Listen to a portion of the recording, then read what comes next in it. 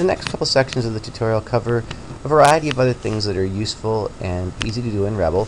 The next little example shows you how easy it is to download and display a picture in Rebel. Again, the view layout words get us a window going, and inside the brackets you see the word image, which tells Rebel to put an image into that window, and the image which is going to be put into the window is going to be loaded or downloaded from this URL.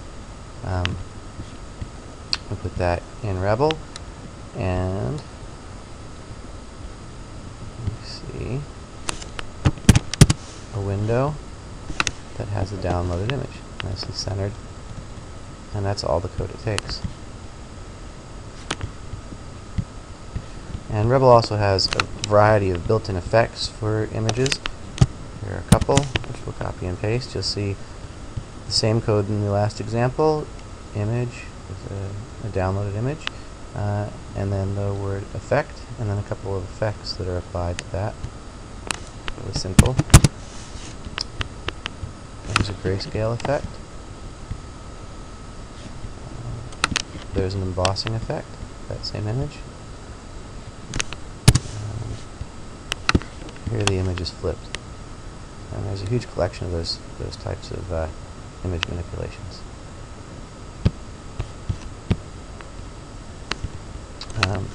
You can read and write binary data very easily. This little example is going to write to our hard drive the name bay.jpg, the file that's read, the binary file that's read from that same image file. And when you copy and paste that into the Rebel interpreter, it will save it to our hard drive and the C drive. And then later you can put into a GUI that same image, which is loaded instead of from the web page, from where we saved it on the C drive.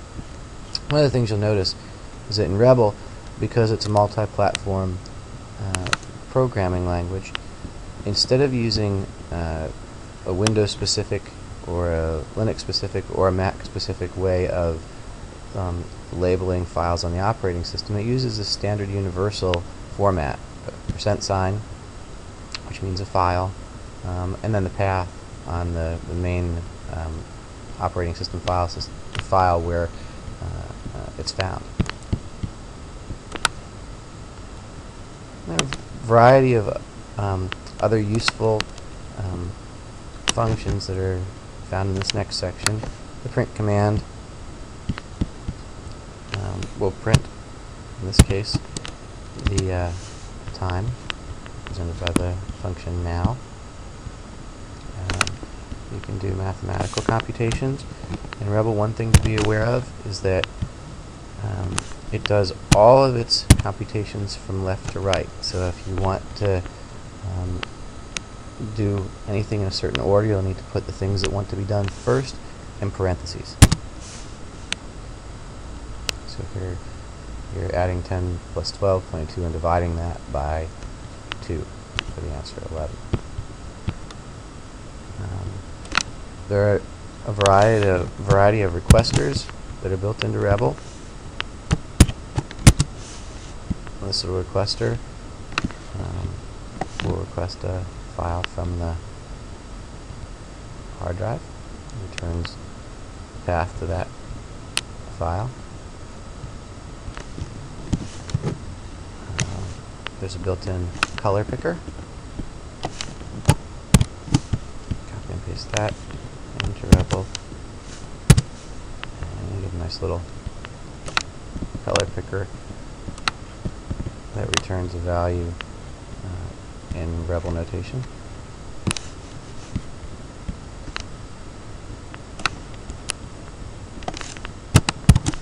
There are a variety of other requesters that are useful when you're writing programs. This will return the answer that you give it, true, false, or none.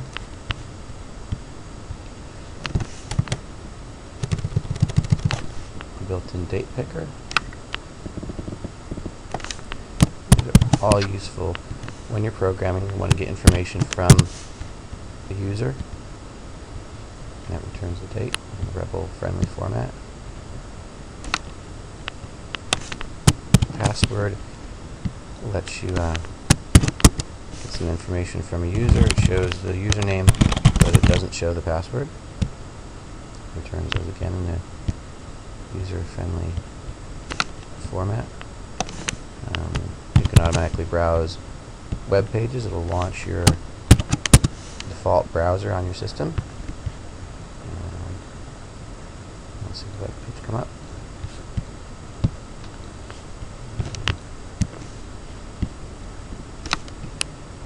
And there is a built-in editor that's very useful in Rebol. Rebol is a tiny program, about 0.5 meg, but it's got all these facilities built in to help you code directly. I don't have that file on the system, but we got this beautiful little editor.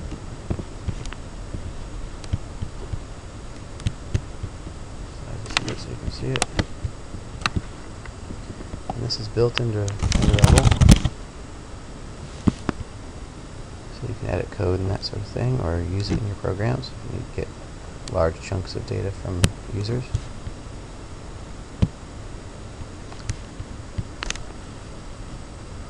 You can also do things like send mail very easily. Put in the user's email address. In this case, it's going to send an email out to this user. And in that email, it will contain the data that's read from that URL.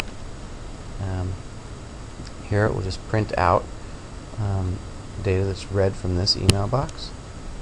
You can write to FTP very easily, binary or text data. You can also go through lists very easily with Rebol. In this case, would read a variety of files, only files, from a given FTP server. And in general, Rebol is very, very simple. As you saw in the first section, this will create a window. That same code in C++, a very common programming language, takes quite a bit more code. Not so fun.